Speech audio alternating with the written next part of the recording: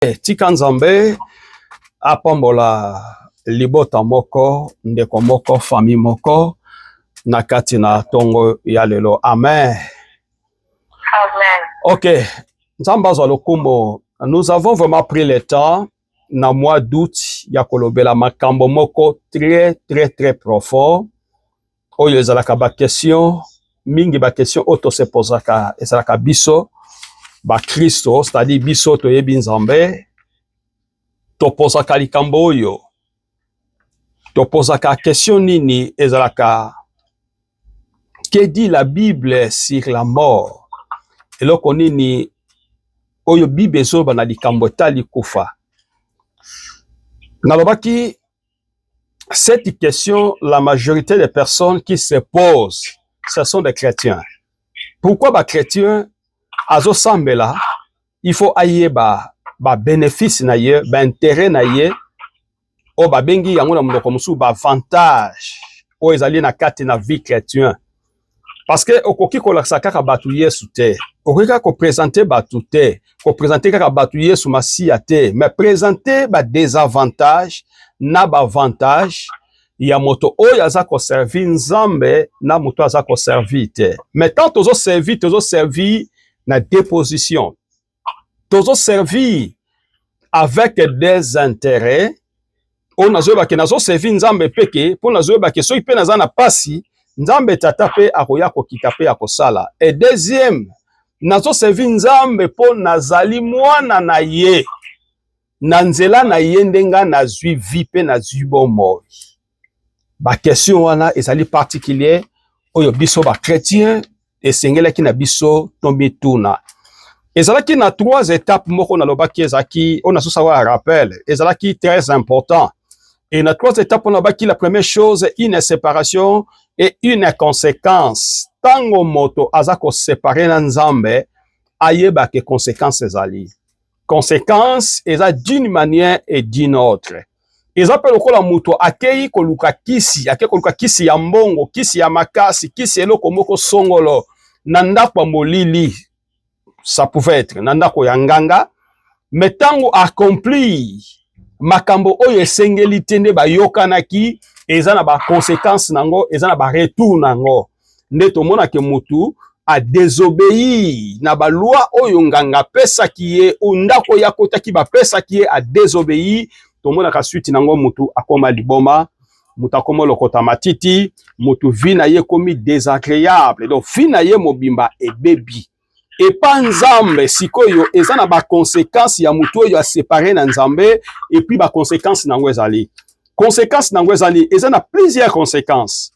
Na kolobela 2 conséquences seulement. Tango déjà okimi nzambe, et tant que mutu, faut miye ba conséquences no déjà que soit vi na nga ebebi, soit lobi na komona bolamu na nzambe te. Alors, il y en a 2 choses où il faut koyeba yango. Pourquoi? Parce que on a beaucoup combattu même dans le monde à ténèbres. Parce que le diable a dit que ozala ki nzambo kimie akoyeba ko redresser yo penza malamu, akoyeba ko kotisa o vie ya salité ya malamu, akoyeba ko bebisa même identité no ya malamu, parce que ayebi ke ozala ki ya yete.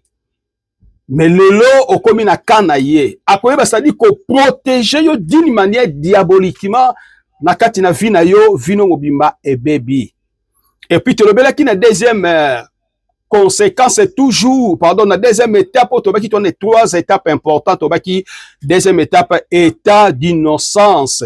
Soki moto ayebi na nzambe te ou soki moto akimi nzambe balongola ka lokola bongo kiboma yele ya kibomoto. Tobona même soki mutu na samo yo abane ko sela nzambe ko servir nzambe ezala même un pasteur, un serviteur. C'est-à-dire que mutu wana akomi rétrogradé, c'est-à-dire que atiki ko servir nzambe, tomona ba conséquences. Atikalika na maloba, mais akomi na vie ya mabe. Akomi na ba défense moko ba bengi ngo ba défense moko solide. Ata soko yi apese au verset, ata soko kebo asali yo parce que azalaki na ngambo atiki nzambe aye na mokili, c'est-à-dire azongi na ba vie o ya kala, tam supe vie ya kazaki ya mwa malamu, mais ebebi lisusu ya koleka mutu wana azwaka eloko yo apedaka eloko abengi la conscience d'une personne et d'une humaine. na kati na vie na ye akoyeba ko perdre yango. Ezali bapiloko yo mutaza ko perdre. Et puis troisième étape ezali la promesse et la résurrection. Alors tango toye pa nzambe na ba kitoza pe na ba promesse na biso. Nazo ba ke mokolo moko lokola Yesu Masiya aki na sena moi asalaki musala ya tata zongaki apesaki biso ba promesse, il y a la résurrection. Ata soki na kufi lelo, soki na kufi na kati na Yesu Masiya na yebaki mukolo moko, soki na tambola ki na ba entité ya Nzambe, na tambola ki na kobanga Nzambe, na tambola ki na ba respect ya Nzambe, na yeba ete cette promesse, moi aussi je suis inclus. Naza inclus na kati na promesse wana na koyeba kozala ressuscité selon livre ya Jean chapitre 11 verset 25. Na Jean chapitre 11 verset 25 lobini. Je suis la résurrection et la vie. C'est ça que Jésus-Christ le parle. Alobi aza résurrection pe aza vie. Celui qui croit en moi, moto oyo aza kondima ngai, vivra. Akoyeba ko vivre même s'il meurt, ata soki akufi. Voilà une promesse masquée non par les prophètes mais masquée par Jésus-Christ devant ses disciples après sa résurrection. Et tant walingi amata na likolo, il a parlé à ce peuple. Alobi liboso naba santo. Résurrection ezali. Ngamoko naza nguya ya lisekwa. E moto nyonso oyo akokufa na kati na bonzambe ayeba lobi akoyeba kosekwa. Abi même si okufi des années mikuwa na yo ekoyeba kolata nzoto. E nzoto ekelata nzoto alisumu te. Ekolata nzoto babengi le corps théophanie, c'est-à-dire un corps qui n'a aucune corruption, aza incorruptible, aza na lisumu te, aza na tache te. Donc likambo ya lisumu, likambo ya ba faiblesse, ekoyeba kosuka na se na mabele.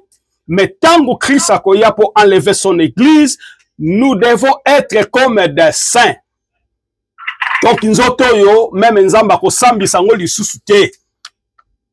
Tika nzambe azwa lokumo. Ce sont des choses que nous avons eu le temps pour parler et nous avons aussi parlé comment faire face à la mort. Ndenge nini mutu akoki kosala face liboso ya kokufa. Tango nazoyeba ke mokolo moko atana le, atana lali, atana sali nyonso sengeli na sala. Mais tango liwa eza kokomela nga nakoki kosala nini. Nalobaki la mort c'est quoi?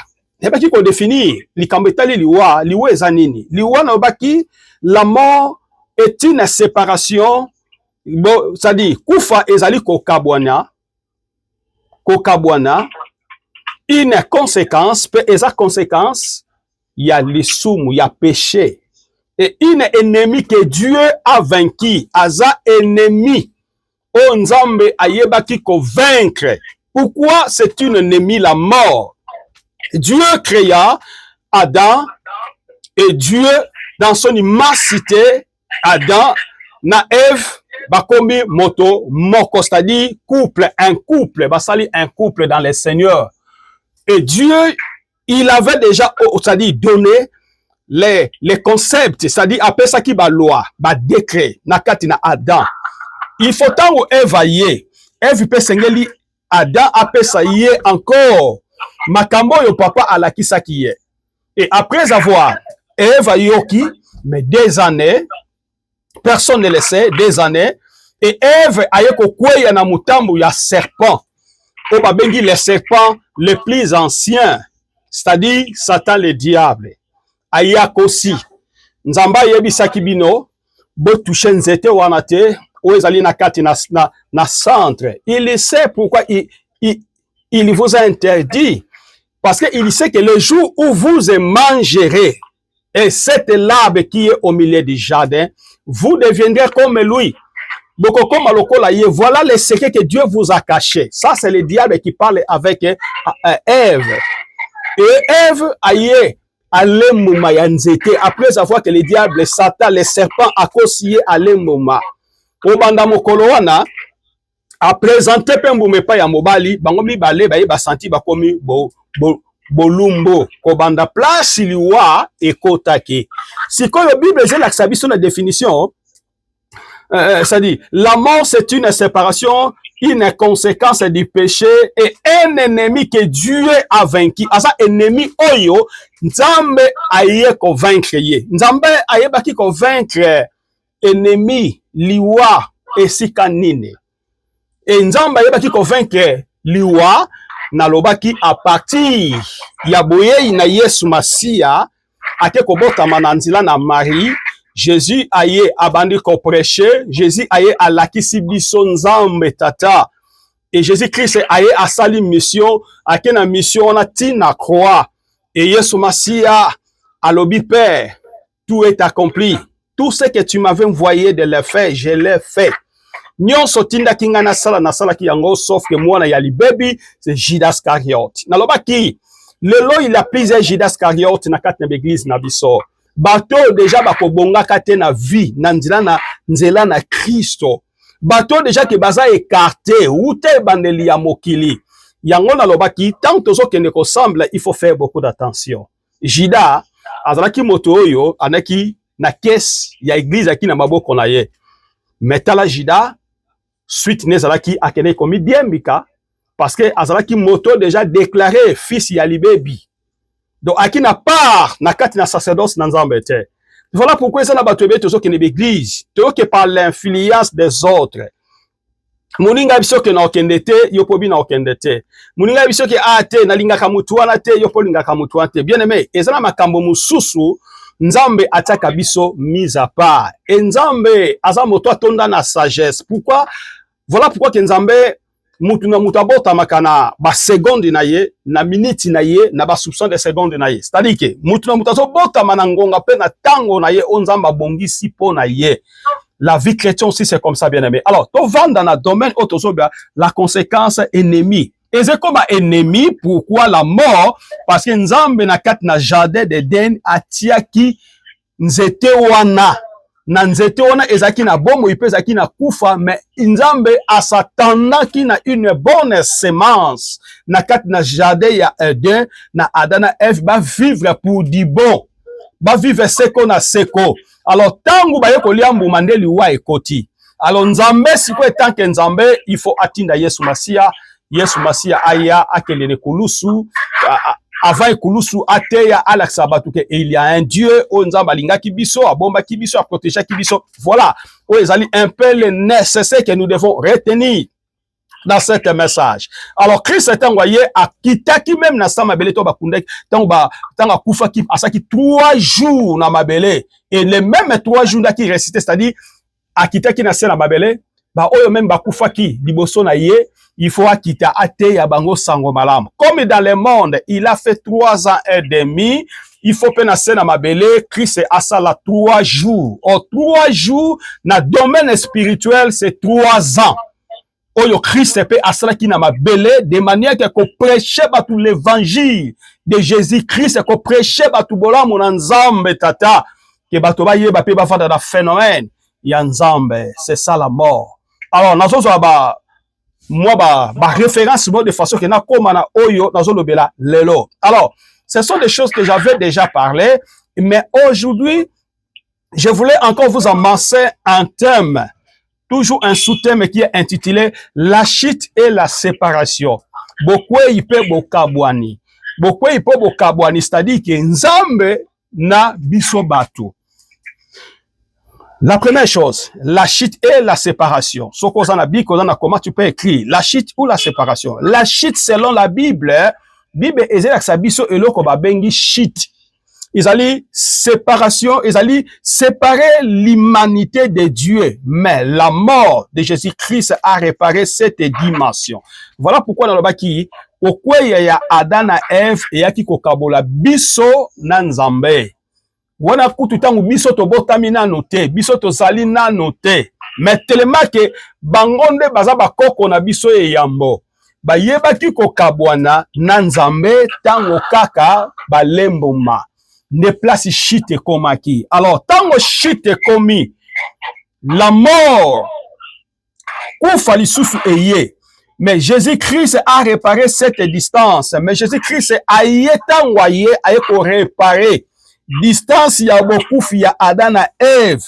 Aye ne kulusu akufi de manière que voile oyo et kabola ki biso distance entre biso na Nzambe.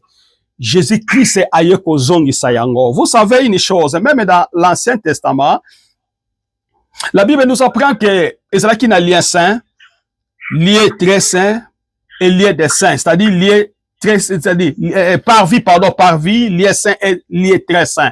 Et qui n'a trois catégories à dimension ya tabernacle. Mais tant au Christ a yé, séparation oyo ezalaki entre Nzambe na biso, Christ a yé ko zongisa yango. Aye ko zongisa yango koma azongisi yango événement na kati na croix.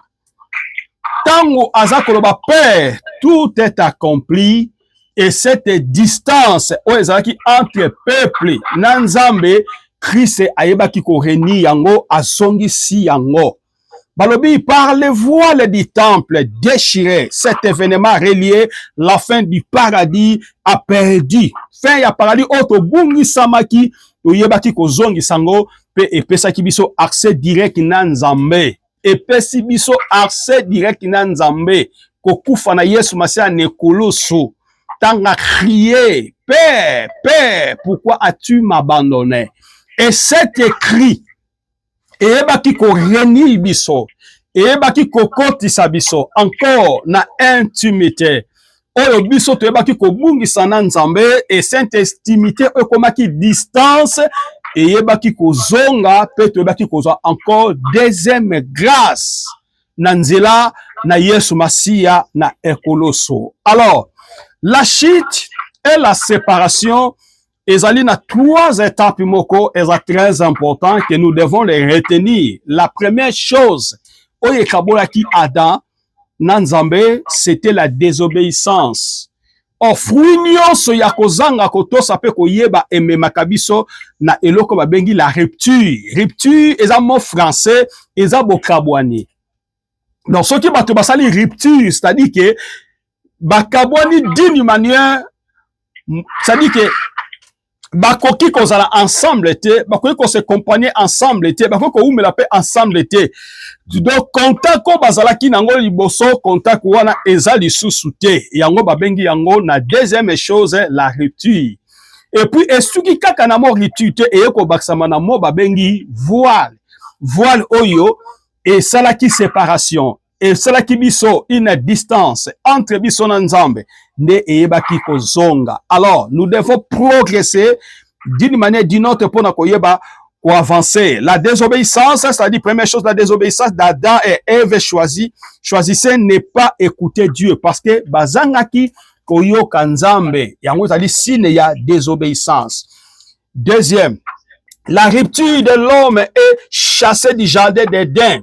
Après avoir ya désobéissance, ya bango balemboma Nzamba yebaki ko chasser bango na kati na jardin d'Éden. Nzamba chassaki bango na kati na jardin d'Éden parce que ba séparaki avec la grâce, ba séparaki avec la sainteté de Dieu ki bonzambe. Oyo ki kati na bango ba bungisaki divinité na bango. Nzamba pesaki bango elongwa ki kati na bango yango Nzambe abengana ki bango na libanda ya jardin d'Éden. Alors, troisième, le voile dans le temple, un rideau lourd. Voile na kati na temple, ezaki rideau moko ya kilo. Rideau ya kilo, c'est-à-dire oyo ezalaki na responsabilité makasi pour la vie d'homme. Ezalaki na responsabilité makasi parce que ebaki ko cacher les lieux très saints, oyo ebaki ko la séparation entre lieux très saints avec nabiso bateau. Et personne ne peut entrer en présence de Dieu à cause du péché. Yango nabi eki rideau mo ezaki lourd. Oyo etiaki bokeseni entre biso na Nzambe parce que tango moto abungi epai na Nzambe moto abungi saka présence na Nzambe. Moto azo kobungi sa présence na Nzambe, moto azo kobungi sa nyonso Nzamba pesa ki ye a promulgaki pona ye moto aye ko perdre yango. La première chose, la désobéissance.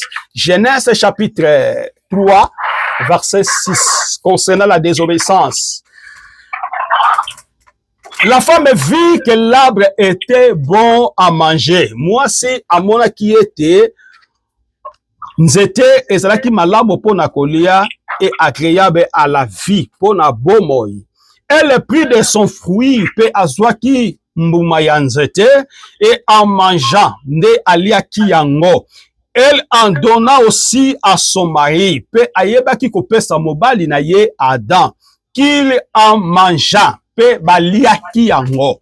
C'est ça la désobéissance. Quand Dieu te ordonne, tangu nzambe azopesa mutu mitindo bien aimé, nzambe aza nzambe aza mystère, aza nzambe abombelaka biso mabombami, aza nzambe oyo ayebaka déjà ce qui peut arriver, ayebaka eloko nini na sima oyo abombeli bino nini akoki kopesa bino bien aimé. Kokotaka na physiologie ya nzambe te ya des fois okende ko découvrir pourquoi nzamba sali boso nzamba tie point d'interrogation, toi tu restes dans les points d'interrogation, tu ne peux jamais avancer ton idée, okoko pousse la makanisi na yote. Voilà, moi c'est ça dit que akota ki de na physiologie ya nzambe koyeba eloko ni nzamba bombi nzamba caché na sima ya nzete wana oyo apekisi biso o mobali nanga yebisi mobali nanga ayebisi nga ke papa lobaki to toucher nyonso to simba nyonso mais awa to simba te, c'est-à-dire que mwasi akotaki na kati na makanisi et na kati na makanisi wana et le diable il est venu sous forme de serpent nde abandi sikoyo ko enseigner ye. Bien aimé, to sala lokola bato, est-ce que nyoka zana munoko akoko loba? Est-ce que nyoka akoki koloba? Non. C'était dans les pensées liées dans l'esprit des serpents, parce que les serpents c'était, c'est-à-dire aki nyamo aki très risé, aye à convaincre makanisi. Il y a Ève akene ko toucher nzete wana, akene ko simba akene ko toucher pe asepela na yango. Bien aimé, dans la vie, il y a des choses, on nzamba bombela biso, comme net lobaka paradis. Personne, ça dit que to s'imagine ka to kotaka na kati na muzindo ko sa betude ya paradis et koki ko na kati na pays nini. C'est que nous savons que dans l'Orient.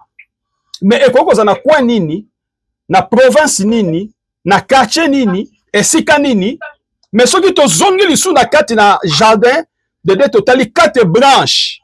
Oyo ebandaki ko séparer ba fleuve. To mona ke et ça peut être trouvé, ça dit que na kati na Afrique. Mais toza ko avancer ba étude na biso, mais eza mabomba bi onzambe abombe le biso. Et personne ne peut avancer ya koyeba makanisi ya nzambe au plus profond. Onzambe za ko bomba kati na biso. Voilà pourquoi dans le but que la désobéissance na Genèse chapitre 3 verset 6 ne etindaki Ève a que ne ko toucher l'arbre ya connaissance na bien ya mal nde ce que alia et ko banda wana ayebaki ko désobéir place mabe et ya ki kokota na kati na mokili ya lelo.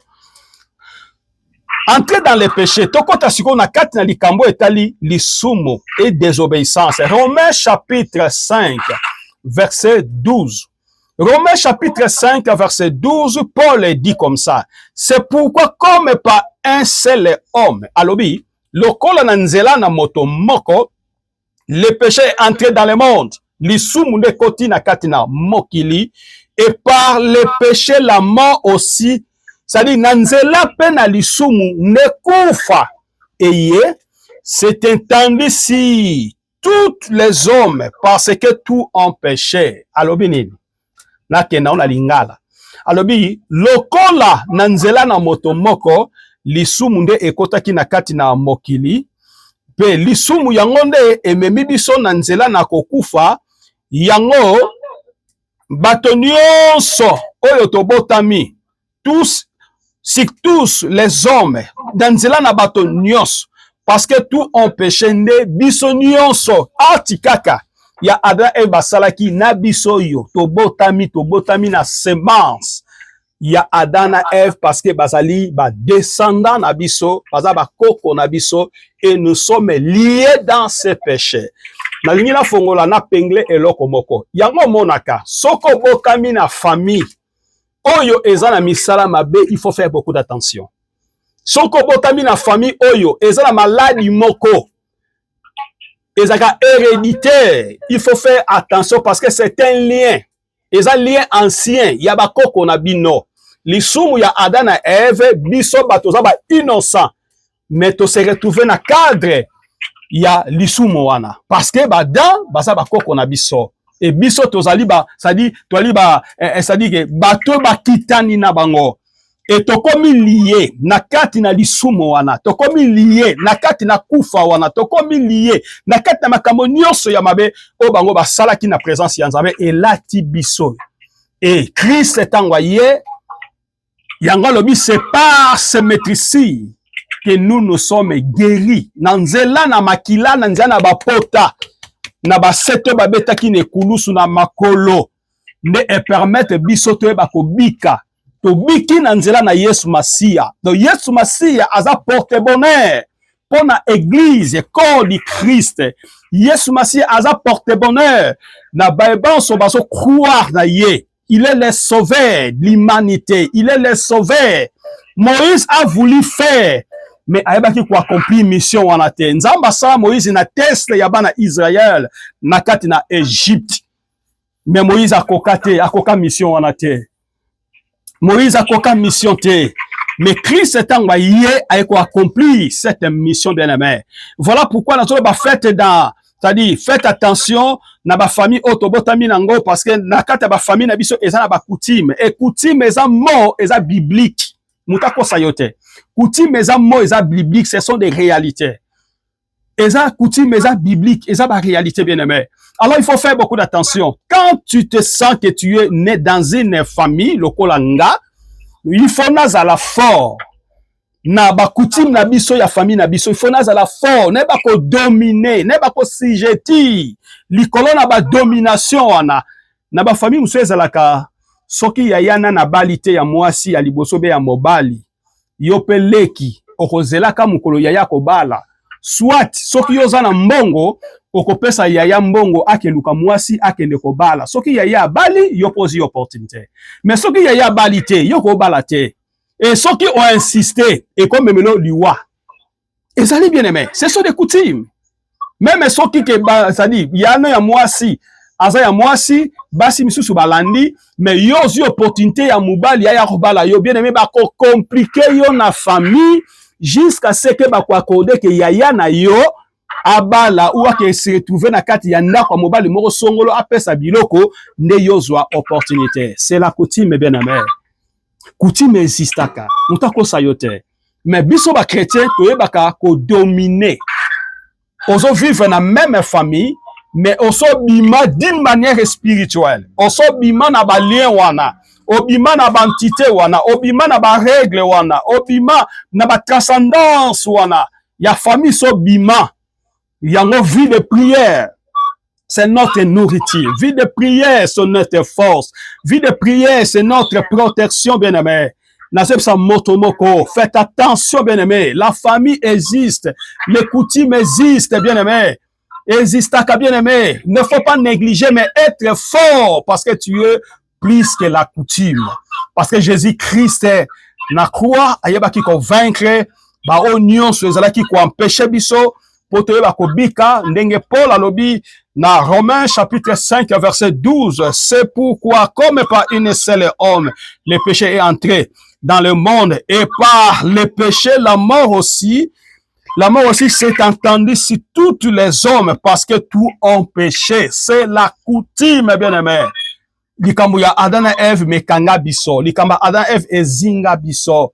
Mais Yesu Masia yene kuluso akufi na nzela na makila nde biso tozwi vie pe tozwi pomoi. Alors, la séparation d'avec Dieu. Tango moto azako kabwana na Nzambe. Le péché a été créé une barrière.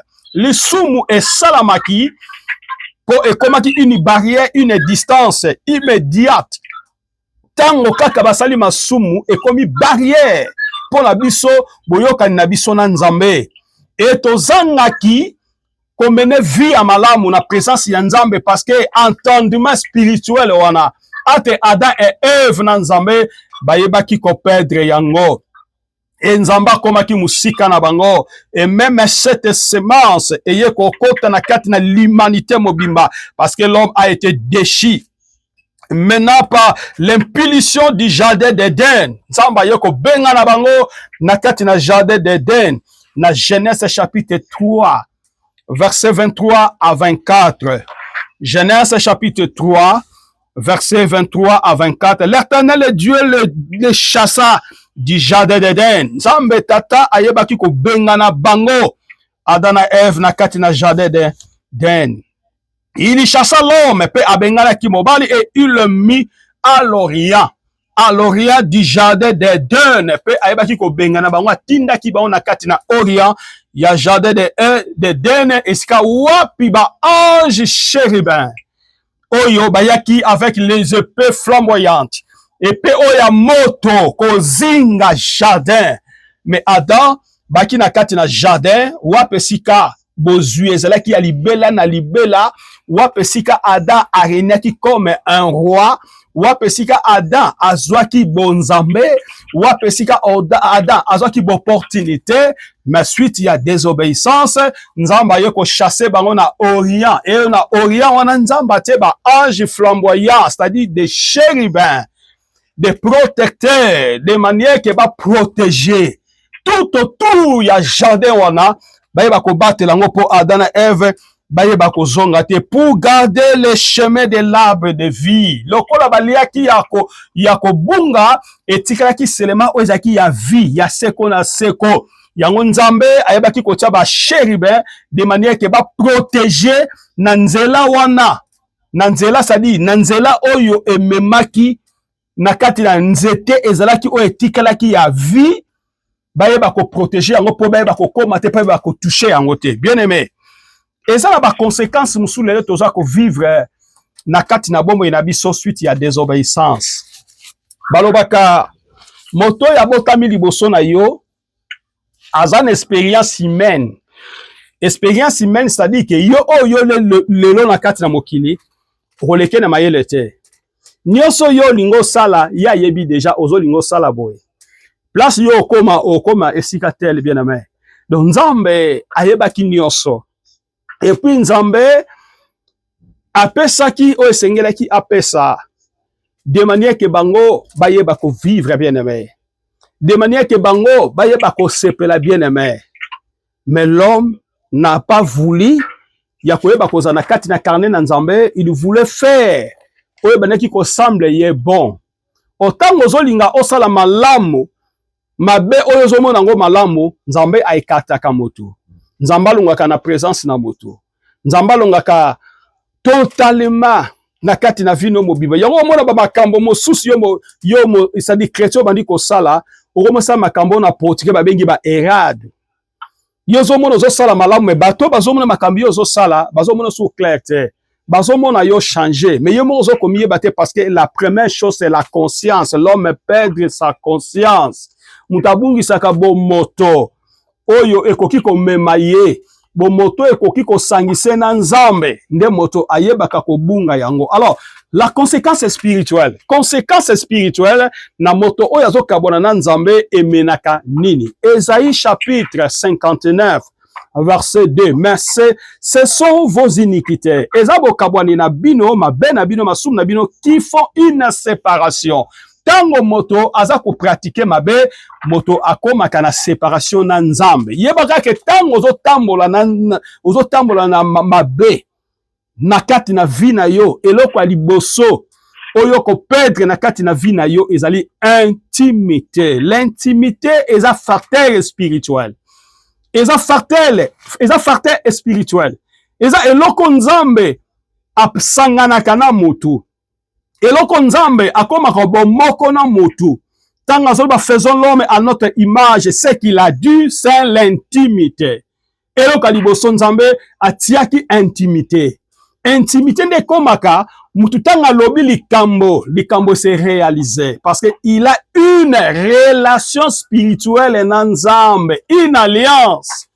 spirituelle na Nzambe.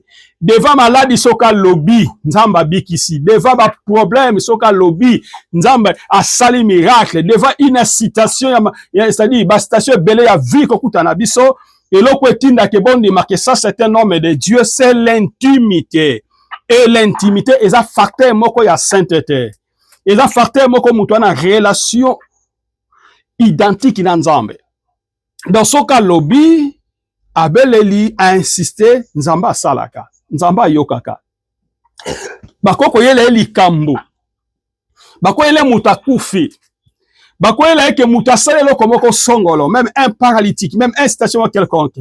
Soka tali à se concentrer. A soli na Nzambe. Abi Seigneur. Laki sake po mukileye bake. Yoza na bomo ipozo sala. Aono bali ba parole mike. Mutu na intimité na Nzambe. Atendaka na ba prière milaïté devant une citation, mais a rappela kanzambe. A rappela kaka Nzambe likambo, puis a lobi ke Nzambe agit, Nzamba sali. C'est ça l'intimité. Yangoze mema mutu na profondeur ya alliance spirituelle na Nzambe. Sikoyo Esaïe azolo baboy. Esaïe chapitre 59 verset 2. Mais ce sont vos iniquités qui font une séparation. Abi, ezande mabe na bino, masumu na bino, nde ezako kabwa na bino, bino na Nzambe. Entre vous et votre Dieu, bino na Nzambe na bino. Ce sont vos péchés, eza masumu na bino, qui vous cache, nde ezako, c'est-à-dire caché, nde ezako bomba. Sa face, ezako bomba elongi na Nzambe, sa face est l'empêcher de vous écouter. Yoka sikoyo.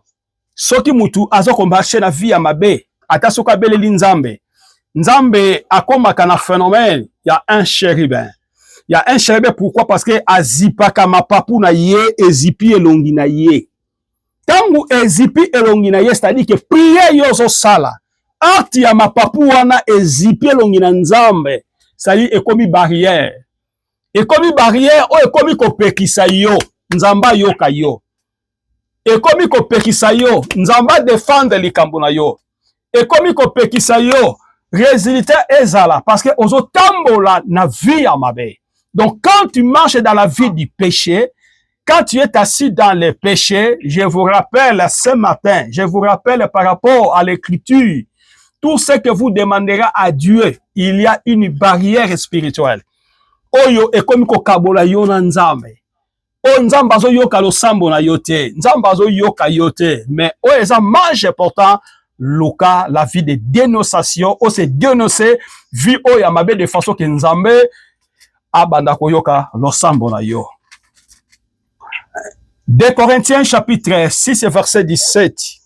C'est pourquoi sortez du milieu d'eux et séparez-vous, dit le Seigneur. Yoka siko Paul azopesa ngolu.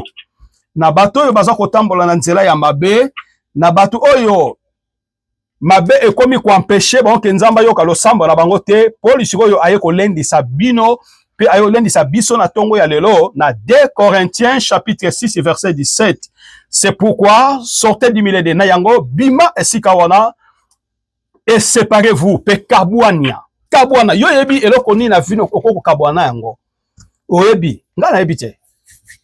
Eloko nini okoki kokabwana oyo eza koempêcher yo o avancer, oyo eza koempêcher yo o sala malamu, oyo eza koempêcher yo o pratiquer la justice de Dieu, la phénomène de Dieu dans votre vie. C'est qui c'est-à-dire oyo sala entre yo na Nzambe boyokani ezala te. Ne Paul azoloba dit le Seigneur retournez. Cela.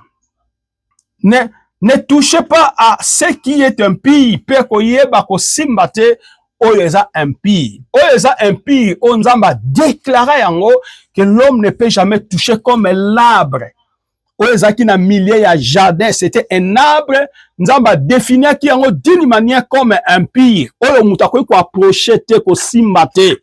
De pas Nzambe et pas bato ataki yango arbre ya connaissance. Il y a bien du mal, mais il y a un Nzamba défini comme un arbre impie. Ça dit que ce qui a touché yango au bébé. Soko touché yango mabe comme elio. Voilà. Nzamba a se marchaka ndenge wana, c'était un phénomène spirituel. Asalaka makambo na ye ndenge wana.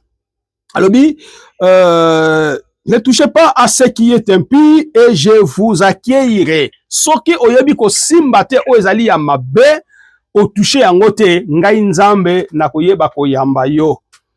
Alors, na lobela ki likambo etela ki la rupture. Ezala ki la deuxième étape na biso. Et dimanche zeya na kolobela, iloko etali voile. Aïe, esili moyen avancé zate. Donc, tosuki si la rupture. Oye que ça la biso que dimanche tozonge la rupture, oye ezali séparation, oye ezali bokabwani, oye ezali une chagrin. Chagrin c'est dit elokola c'est dit ndeto bengaka makala ya moto. Oyo ke mutu tanga za ko kabwana na nzambe, mutakoma kana akomi na manque ya consolation. Mutakoma ka brisé na mutema na ye. Mutayeba te que ce que je peux faire ni na koki ko sa la place mutema ya moto esukaka. C'est ça que je parlerai le dimanche, ce qui nzambe a prêté biso vie peut apprêter biso bomoy. Bien-aimé chrétien, na lingina pesa une petite conseil. Nayebi ke osambelaka. Nayebi ke oumeli na nzambe elongo.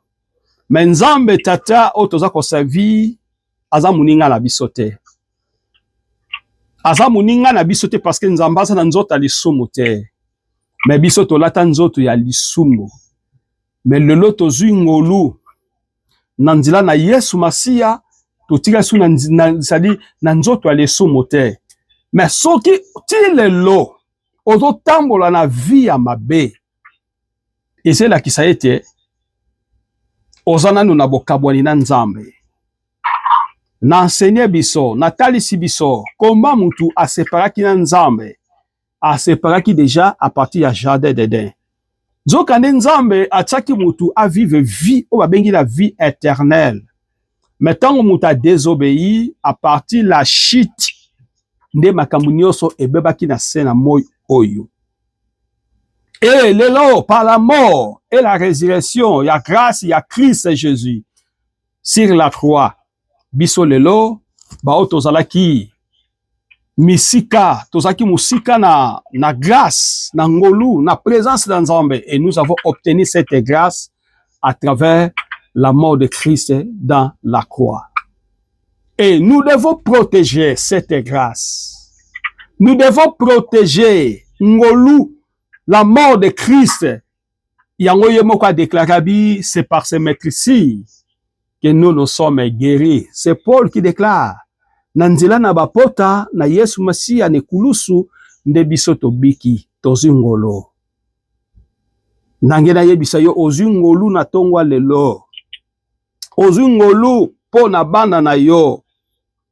Mesha dozi ngolu. Mes enfants, bozi ngolu. Shadrach bozi ngolu. Ma femme Jétride bozi ngolu. Maman Elisabeth ozi ngolu. Ensemble na libota na yo. Talisa bana otoza kobota nzela na Yesu Masia. Talisa bana boyokani na kati na libota. Enseigner bana tangu toza na bomoi lakisa bango nzela ko servir Nzambe.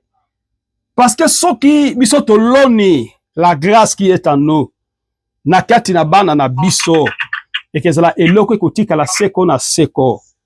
Bana bana ko kanisaka yo bako vive vie à souffrance te atako basusu bazolela mais bango Nzambe azako bomba bango tout comme un caméléon. Nzambe azako bomba bango na ba période nyonso azo changer ba couleur ya mode ya vie nyonso bako ko vivre na sima na biso parce que nous sommes scindés par la grâce de Dieu. Nzambe to yekoli ezana batu bazako bunda ba servir Nzambe d'une manière d'une autre. Mazoe bate couleur ya Nzambe. Azoe bate ki Nzamba fonctionne kandenge nini. Azoe bate ki Nzamba linga kanini. Ba voile bango. Mais nous avons eu la grâce de servir Dieu et de contempler la merveille de Dieu. Et le long, ceux qui ont vivre, même là-bas, c'est par la grâce de Dieu. Nzambe nazolinga. Oto satanda kate. Oto yeba kate. Tuko kome, tuko sala. Yango, tous tes problèmes. Oyo ke komo lo na kati na mboka oyo. Bien aimé. Ndeko na ngai mo Kristo. Tala Nzambe. Direction ya Nzambe. Lakisa Nzambe. Rappeler Nzambe. Loba, Seigneur, tu es mon Père unique. Oyo akoko pesa ngai chemin ya malamu. Na luka solution ya likambo na sana yango. Merci beaucoup. C'était une conseil et seulement moi mouke. Tikanzambe tata abate la biso. Ngana yebisaka bana na ngai boye. Pe mwasi na nga. Sokeza na muto na lingaka liboso dans ma vie. C'est Dieu. Sima yo mwasi, sima bana. Parce que avant bana ba yafuna zana mwasi. Alors, eza ba biloko yo na lakisaka famille bolamu ya Nzambe. Parce que Nzambe est capable de placer au biso tozo komate. Nzamba koma. Poza na mwana, foza na mwasi. Jamais mwana koya sa mwasi. Voilà. Donc, eza babiloko moko, et ça très important, to ba ko retenir yango, pe Nzamba ko ba ko pambola biso. Alors, to kanga misu na biso, to pesa Nzambe merci, na oto yoki. Nzamba continue ko bomba biso. Nzamba continue ko sala grâce na ye likolo na biso, afin que to vivre bikamo na ye. To bondeli biso nyonso na kombo na Yesu Masiya. To bondeli.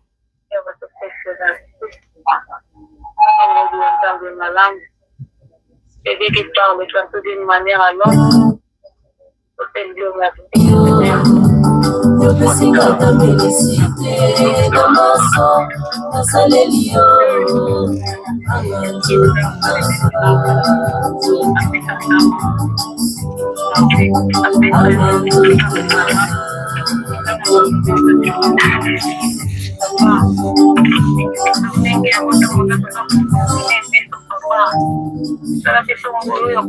Awe akukini na ndako ya Nzambe nzoto yo kolemba ona kotala baninga na pasi nzoto yo barezo kasi feti yo wana liboso nzoto sikoyo yo wana bakekopula nzoto nga liboso ya Nzambe mokonzi papa nzoto mana koloba nini wana yo na mabele osi okola na yo nzoto nga na kosamba nini Oh Seigneur, mokili bamba bino na ngano bazalaki kolinga o nzoto nani akolata natanga na nga nzoto mwasi na nga nani akozwa nzoto anzoto anga nzoto nanga nzoto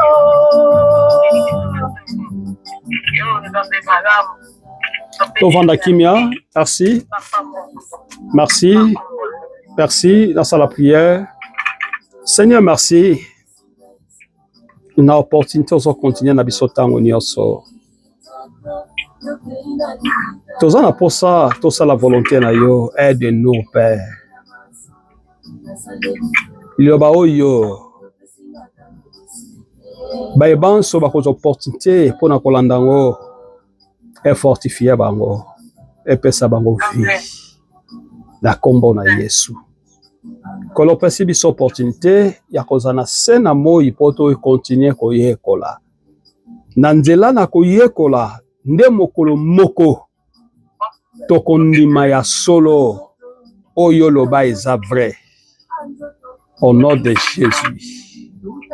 Merci que cette parole ekende etambola mokili mobimba lokolo pesi biso opportunité ya réseaux sociaux malobo ekende mosika et toucher meba obazo servi meba obaza kolemba meba obana posa ya ko servir yo Nzambe tata simba mitema na bango convaincre bango na kombo na Yesu.